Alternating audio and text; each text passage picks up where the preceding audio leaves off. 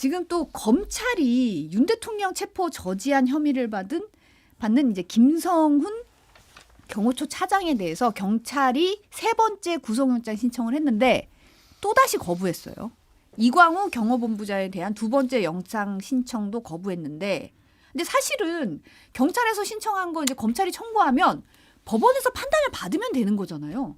근데 검찰이 아예 그 대목에서 그냥 잘라버리는 건데 이렇게 세 번째, 두 번째 잘라낼 이유가 뭘까요? 왜 그러는 걸까요? 검찰이 한마디 해도 돼요? 네, 하시죠. 니들이 판사야? 이렇게 좀 물어보고 싶습니다. 송지용 앵커님 정확하게 지적을 해주셨어요. 어떤 범죄 혐의가 있고 구속영장 발부의 사유가 있으면 당연히 법원과 판사의 판단을 받아보는 게 검찰의 역할이지, 자기네들이 예단해가지고 판사처럼 증거인멸의 우려가 없는데 도주 우려도 없고 이거는 우리 뭐 영장 청구를 왜 해? 이렇게 지금 판단하고 있다라는 거잖아요.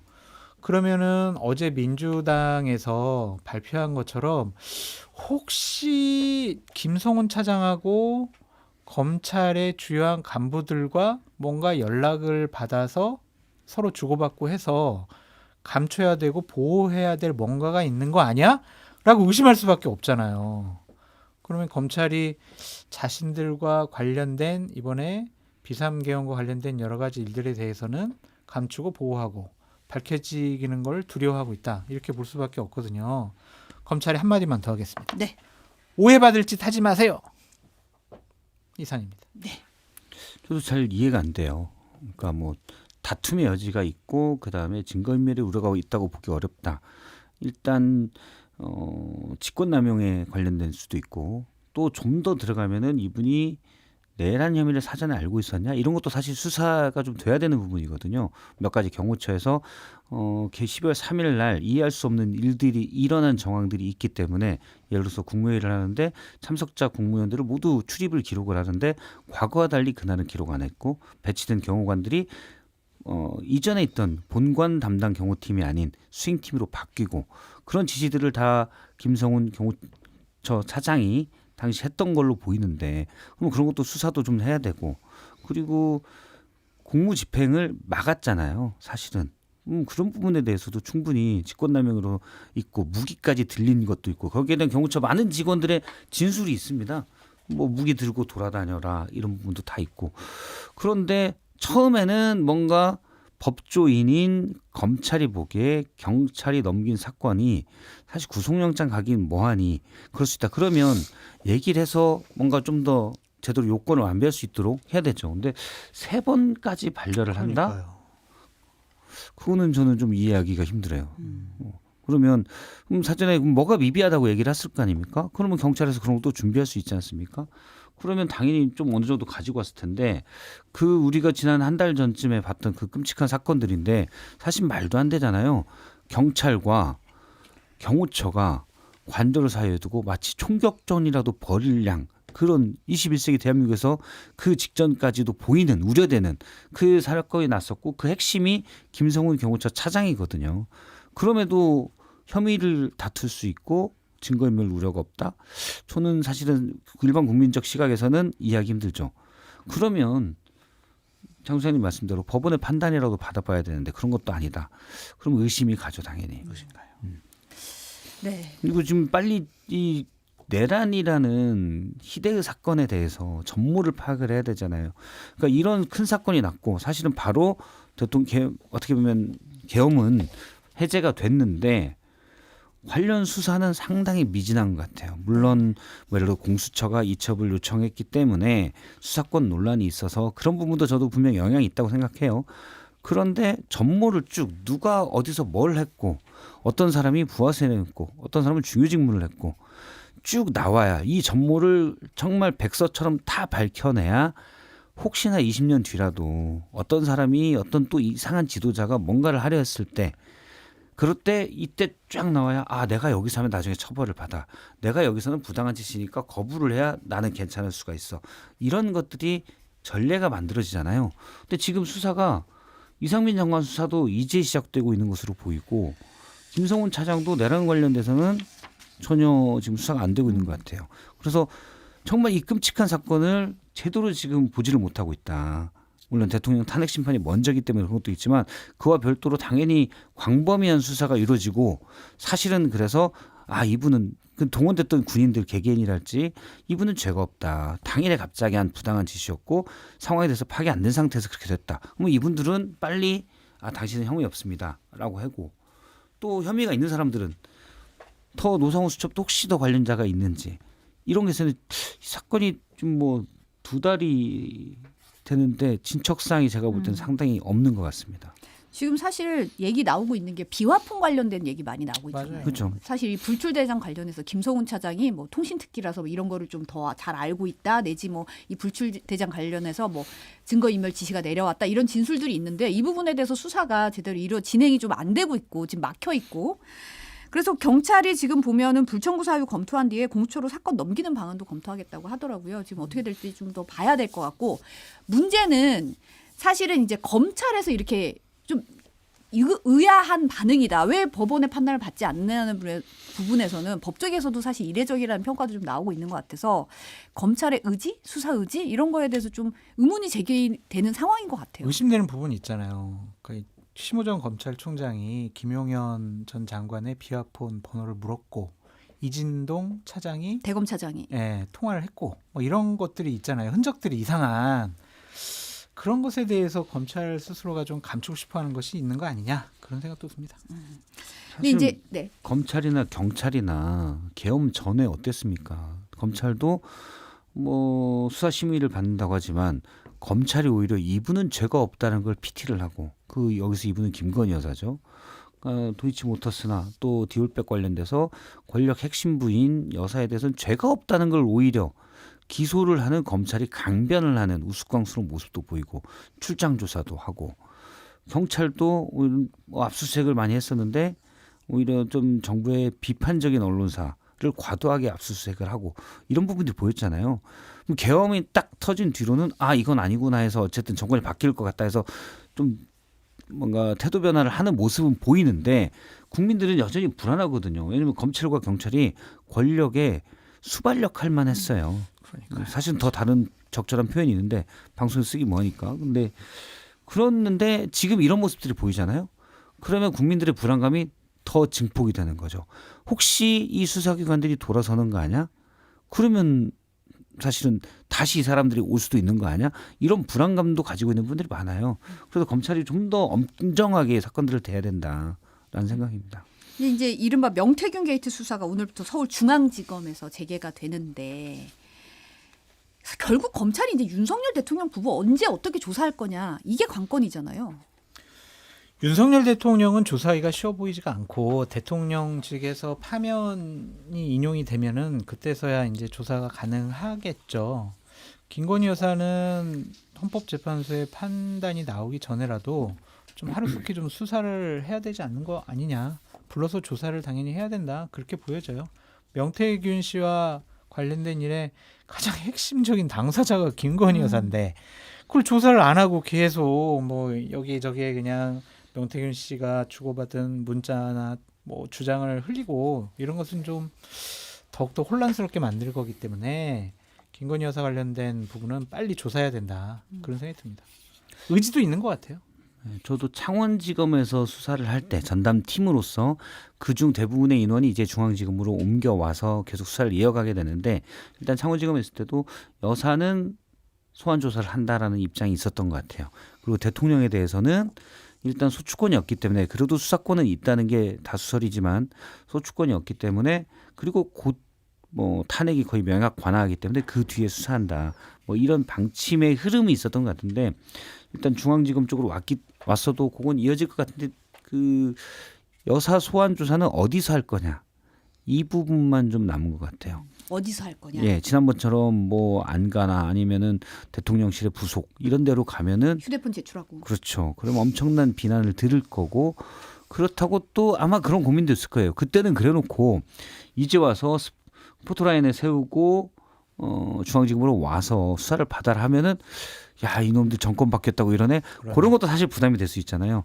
그래서 어디에서 할 거냐 이런 부분들은 조금 고민이 되는데 제가 듣기로는 하진 할 거 아니냐 그런 생각이 있습니다.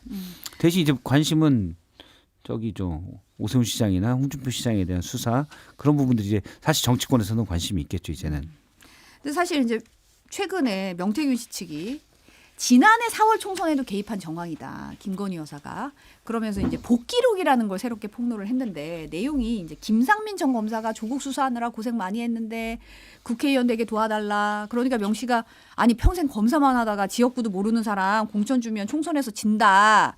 이 추세로 가면 110석도 넘지 못한다. 이러니까 김 여사가 아니 보수 정권 역사 이래 최다석 얻을 거라고 했다. 이철구 윤한홍 의원이 그렇게 말했다. 이렇게 얘기했다고 명시 측의 주장입니다. 이렇게 말했는데 어떻게 들으셨어요? 이게 복기록이라서 이 사람의 진술이 과연 맞는 것이냐, 기억이 맞는 것이냐 그렇게 좀 비판적으로 얘기해 볼 수밖에 없을 거고요. 그러니까 명백하게 주고받은 녹음 파일을 공개하든지 아니면 문자 내용을 공개했으면 좋을 텐데 본인들 스스로 명태균 입이 증거다라고 하면서 믿어달라고 하는 것은 솔직히 조금 좀 믿기가 어렵다라고 말씀을 드리고 여기에 공개한 일관된 흐름이 있어요. 나는 지극히 정상적이고 상황 판단을 잘하는 사람이다. 그거를 보여주기 위해서 네. 좀 이러한 내용을 한 것이 아니냐. 이걸 공개함으로써 몇 명 보내버렸잖아요. 김건희 여사 보내버리고 이철규 보내버리고 박완수 경남지사는 또 여러 가지로 이상한 전화도 하고 도와줬다라고 해가지고 보내버리고 자기 자랑하려고 이거를 좀 한 것이 아니냐. 근데 사실 가능성은 있는데 좀 양념을 너무 많이 치지 않았을까 그런 생각이 듭니다. 보수 정권 역사 이래 최다석 어떻게 들으셨어요? 그러니까 그런 워딩들이 좀 구체적이잖아요. 네. 뭐 많이 할 거가 아니고 보수 정권 역사 이래 최다석. 그래서 저는 녹취록 같진 않지만 어미들이 약간씩 좀 과잉이어서 녹취록 같진 않지만 대부분 사실관계는 맞는. 그러니까 양념을 많이 쳤다고 해서 저는 양념 약간 친 많이 쳤어요. 그런 내용 같다는 생각이 들어요. 그러니까 굳이 뭐 보수 정권 최다석 이런 표현을 갑자기 정말 전혀 상황에도 맞지 않는 얘기를 여사가 명태균 씨에 안 했는데 명태균 씨가 지어냈을 가능성은 좀 작은 것 같아요. 근데 그러면 여사가 이제 그런 얘기를 실제로 했다고 치면 앞서랑 똑같죠. 객관적인 판단들이 전혀 안 되는 집단이다. 라고 보는 게 맞을 것 같아요. 당시가 2월인데 우리 기억해 보면은 한동훈 비대위 체제였잖아요. 오히려 핵심은 뭐였습니까? 한동훈 비대위가 처음에 왔을 때 대통령과의 갈등이 있었고 그래서 뭐 저기 서산의 화재시장 가서도 서천인가요? 서천 화재시장 가서도 90도 절을 하고 대통령과 비대위원장의 갈등도 있었거든요. 그 원인은 여사 때문이에요. 여사의 디올백 논란 때문이었고 문제가 있었거든요. 물론 2월에는 민주당도 당시에 공천 파동 때문에 시끄럽긴 했습니다. 근데 국민의힘도 꼭 그게 아닌데 그것도 본인 때문에 논란이 돼서 시끄러웠는데 보수 정권 역대 최다석 저는 이분들이 그냥 스스로 만든 참 편한 세계에 살고 계시구나 라는 생각을 합니다. 물론 당사자들은 강력하게 부인하고 있는 상황임을 알려드리고요.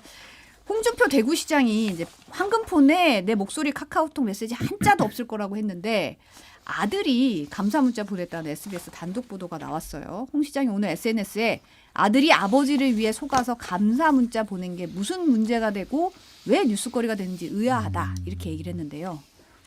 홍준표 시장의 당초의 해명이 좀 아쉬운 부분이죠. 그냥 처음부터 이런 일이 벌어지면은요, 저 참모들 다 모아놓고, 야, 너는 명태균이랑 뭐 연락했어? 너는 뭐 보낸 거 있어? 너는 뭐 문자 보낸 거 있어? 통화했어? 이런 거 쭉 다 종합을 해가지고 입장을 내야지 나중에 되치기를 안 당하거든요.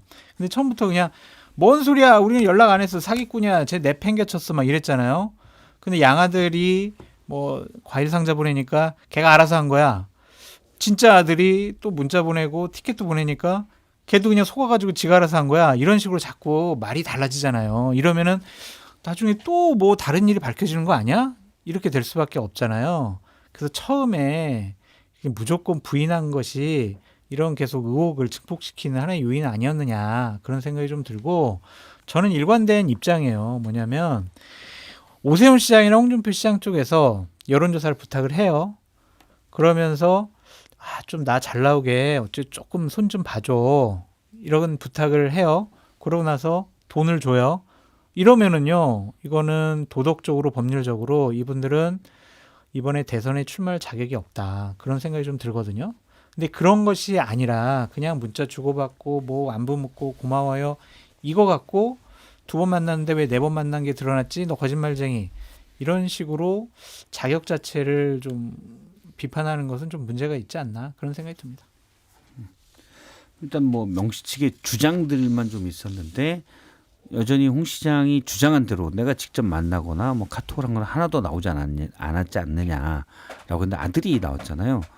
근데 뭐 사실관계 정확히 모르죠. 홍준표 시장 말이 맞을 수도 있는데 저희가 상식적으로 추정을 해보면 홍준표 시장이 이제 명확한 증거가 안 나왔으니 빠져가는 얘기만 하고 있는 건 아니냐라고 얘기할 수는 있겠죠. 예를 들어서 당시에 기사 링크를 보내주고 대통령과의 갈등 이런 거 없다, 잘 봐달라. 이건 뭘 전제로 하냐면 당시만 해도 명태균 씨가 대통령과 가깝다는 걸 서로 알고 있는 사이에서 한 얘기거든요. 전제가 있는 거죠. 그렇죠. 근데 우리도 다 알잖아요. 사실은 계엄하기 직전까지, 어떻게 보면 지금까지도 홍준표 시장은 여권의 유력한 또 몇몇 대선 주자 중에서 대통령을 제일 많이 방어했던 분이에요. 그러면 명태균 씨가 그렇게 알려졌는데 지금 홍준표 시장이 얘기하는 것처럼 명태균은 그 깜이 안 된 사람이기 때문에 자기가 아주 멀리했다. 예를 들어 이준석 의원이 과거에 전당대회 할 때 왔는데 명태균 씨 나가라고 하고 했다. 물론 그 시간은 좀 더 전이긴 하지만 약간 다르잖아요. 아들은 나와 있는 팩트로 어쨌든 잘 감사드린다, 도와달라 이렇게 대통령과 가까운 것으로 인지하고 명태균 씨한테 하고 있는데 홍준표 시장은 그 이상한 사기꾼 브로커인 줄 알고 난 내쳤다. 근데 홍준표 시장이 그 당시부터 지금까지 보여줬던 내용은 대통령과 가깝게 지내려고 했었고 안 맞잖아요. 우리가 모르는 뭔가가 있을 수는 있겠지만 현재까지 드러난 바에 하면 안 맞다. 물론 홍준표 시장이 구체적인 범죄, 예를 들어 여론 조작에 참여, 여론 조작을 부탁을 하거나 아니면은 무상으로 여론 조사를 제공받고 그 대가로만 다는 걸 해. 그건 모르죠. 그거는 저는 안 했을 가능성도 크고 모른다고 봐요. 그런데 명태균 씨를 정말로 모르고 아예 사기꾼 브로커로 치고 다녔냐? 치고 이제 본인이 거리를 뒀냐? 그거에 대해서는 믿기가 힘들 것 같아요. 그래서 이거는 처음부터 이준석 대표처럼 얘기를 하는 것이 맞았다라고 보여져요. 저 명태균 씨 알아요. 여러 가지 뭐 문자도 통화도 했어요. 그래서 뭐 여러 가지 상의도 하고 도움도 받았어요. 처음부터 이런 입장이었으면은 이렇게 안 당했을 텐데 그냥 그 처음부터 관계 자체를 부인해 버리니까 조그마한 문자나 연락받은 거 하나만 나와도 더 뭐 있는 거 아니야? 이렇게 의심할 수밖에 없죠. 근데 지금 아까도 지적하신 이제 오세훈 시장과는 지금 4번 만났다, 2번 만났다 이제 서로 말이 엇갈리고 있는데 CBS 단독 보도에 따르면 이제 명시 측이 얘기하는 거로는 4번째 만남 1월 20일, 23일, 28일, 2월 중순 이랬을 때 2월 중순 만남에서 오 시장, 김한정 회장, 명태균 씨 3자 회동을 가졌고 이 자리에서 김 회장이 이렇게 돈이 들었는데 이기는 조사 왜 안 나오냐 따져 물었다고 말했다. 이렇게 명 씨가 진술을 했다는 거예요. 오 시장 측에서는 이 3자 회동 자체가 새빨간 거짓말이라고 이제 반박을 했는데요. 당사자인 김한정 후원 회장격인 분도 말도 안 된다, 아니다라고 얘기를 했거든요. 그래서 거듭 계속 반복되게 말씀드리지만 명태균 씨가 본인의 입에 주장만 하지 말고 명확한 증거 자료, 녹음 아니면 뭐 사진 아니면은 문자 주고받은 거 이거라도 좀 내놓고 주장을 해야 그래 오 시장이 좀 거짓말하는 것 같네라고 생각을 하지 그냥 일방적인 주장만 갖고 오 시장이 긴밀하게 뭔가 연관됐구나 그렇게 좀 평가하기는 어렵습니다. 일단 뭐 그 사실관계에 대해서 오 시장 측은 공식적으로 만난 건 2번이고 그다음에 무슨 행사장이나 이런 데서 어떻게 조우하거나 이런지는 모르겠다. 뭐 이런 식으로 약간 2번밖에 없다고 그랬지만 4번 얘기가 나오니까 사실 그 전부터 약간 그런 분위기가 있었거든요. 근데 그거는 뭐 그럴 수도 있다라고 치는데 이제 김한정 씨가 어떤 역할을 했느냐가 핵심이 될 것 같아요. 같이 만났다. 그리고 돈을 건넨 시기와 여론조사 건넨 시기가 오 시장 측과 비슷하잖아요. 근데 만약에 거기에 대한 구체적인 사실들 김한정 씨가 예를 들어서 명태균 씨한테 얘기했어요. 명태균 씨가 그 얘기를 오세훈 시장에게 안 했더라도 명태균 씨가 지인들하고 최근에 명태균 씨 그러니까 최근이 아니고 명태균 씨 논란 이후에 나온 얘기들을 보면 명태균 씨가 지인과 나눈 얘기들이거든요. 대부분. 네. 그럼 명태균 씨가 오세훈 시장 관련돼서 내가 이런 일을 했어라고 막 얘기를 하면 그중에 좀 구체적인 디테일이 있는 물론 사실관계는 확인해 봐야 되지만 얘기들이 만약에 나온다. 그러면 좀 타격이 있을 것 같아요. 근데 그런 게 아니라면은 현재 만난 것 정도로는 오세훈 시장도 만났다고는 인정하고 김한정 이제 후원회장 격인에게는 그거는 내가 돈을 주라고 한 건 아니다. 아마 여권에 내부적으로는 그런 얘기를 하거든요. 여권에 다른 인사들에게 줄을 대려고 나름 여권 핵심부랑 친한 명태균 씨에게 후원한 것 아니겠냐 이런 얘기도 하거든요. 그것도 뭐 그럴 가능성이 있죠. 근데 앞서 이제 3명이 만났다 이 사실관계. 그 다음에 이제 공개될 것인 명태균 씨의 카톡에 혹시 구체적인 다른 게 뭐가 또 있냐 이런 게 이제 쟁점이 될 것 같습니다. 지금 보면은 측근이었던 이제 강철원 정무 부시장 같은 경우는 명태균 씨랑 싸웠다 그러잖아요. 그러면서 이제 관계가 끊어졌다 이렇게 얘기를 했는데 지금 오늘 CBS 단독 보도가 나온 게 이 별도로 오 시장과 명 씨를 잇는 또 다른 채널 A 씨가 명 씨에게 보내는 문자를 검찰이 확보했다는 보도를 했어요. 시장님 모시고 있는 서울시 누구입니다. 이런 내용의 문자를 보냈다는 건데 이렇게 살짝 웃으시는데. 아니요. 그러니까 누군지는 제가 지금 물어봤는데 아직 네, 답변은 없어요. 네. 근데 그게 뭐가 문제냐는 거죠. 그냥 내가 모르는 누군가가 만나가지고 뭐 여러 가지 얘기했을 수도 있다. 근데 거기에는 아까도 말씀드렸듯이 불법적인 요소가 명백하게 드러나야지 그냥 연락하고 안부 주고받고 한번 만나고 도와달라고 부탁을 하고 이런 거는 정치권에서 정말 흔한 일이거든요. 선거 치르다 보면 도와주겠다는 사람 정말 전국에서 정말 벌떼같이 몰려들어요. 그런 사람들한테 좋은 얘기해서 돌려보내고 계속 연락을 하지 그냥 매정하게 안 끊거든요. 그래서 아까도 말씀드렸지만 여론조사 부탁하고 조작도 얘기하고 돈을 주고받은 명백한 증거가 나오지 않는 한 이거 가지고 자꾸 뭐가 있는 것 같아 라고 하는 것도 무리가 있는 지적이 아니냐라는 생각이 듭니다. 일단 뭐 전모를 다 밝히기에는 대선까지는 시간이 부족할 것 같아요. 그러면 이제 구체적인 관계를 앞서 말씀드린 대로 구체적 디테일들이 어떻게 유권자들에게 인식되냐의 문제. 그러니까 오세훈 시장은 전혀 관련이 없다고 얘기할 거고 당연히 지금도 얘기하고 있고 그다음에 명태균 씨나 또 일부는 뭔가 관련이 있는 것처럼 얘기가 나오고 그러면 여기서 디테일들을 보고 이제 판단을 하겠죠. 카톡 내용이나 이런 거에서 이 정도면은 예를 들어 처음에 이제 김한정 씨가 3,300만 원 준 거 이런 부분도 오세훈 시장이 부정적이잖아요. 이제 그런 대선에는 그런 것들이 어떻게 유권자에게 받아들여지냐 그게 좀 핵심일 것 같습니다. 근데 예를 들어서 김한정 씨가 오세훈 시장 측의 주장은 김한정 씨에서 명태균 씨에 건너간 3,300만 원은 뭐 앞서도 얘기한 대로 다른 뭐 여권의 유력 인사들을 생각하고 줬을 것이라는 추측으로 얘기를 하는데 그렇지 않은 정황이 보이는 뭐 카톡이 발견됐다. 그러면 이제 치명적이 될 수 있죠. 네, 오늘 마지막 질문 하나. 저희 오늘 밤 9시에 이재명 대표가 100분 토론에 나오는데 지금 다 댓글로도 얘기가 많이 나오는데 두 분이 패널로 나오신다고 하더라고요. 저희 뉴스 바사삭에서 많이 그러니까요. 저희들을 키워주셔가지고 성지영 앵커님께서 많이 도와주셔서 오늘 100분 토론에서 할 질문 하나씩만 스포를 해주신다면 뭐가 있을까요? 다른 정책적인 질문은 뭐 말씀드리기가 좀 그렇고 저는 그냥 가벼운 질문으로 가벼운 질문. 국힘의 대선 후보 중에 누가 가장 좀 경쟁력이 있고 좀 버거운 상대로 생각을 하시느냐. 누구랑 붙고 싶냐 이거 아니고요. 아니고요. 누가 제일 힘든 사람으로 생각을 하시느냐. 그거 한번 여쭤보고 싶네요. 박 실장. 저는 뭐 사실 지금 우리 시대의 제일 큰 문제가 정치 양극화, 서로 극단적인 배척, 배제라고 보기 때문에 거기에 대한 이재명 대표의 생각은 어떤지 그런 걸 좀 묻고 싶어요. 이 갈등을 극복하려면. 네.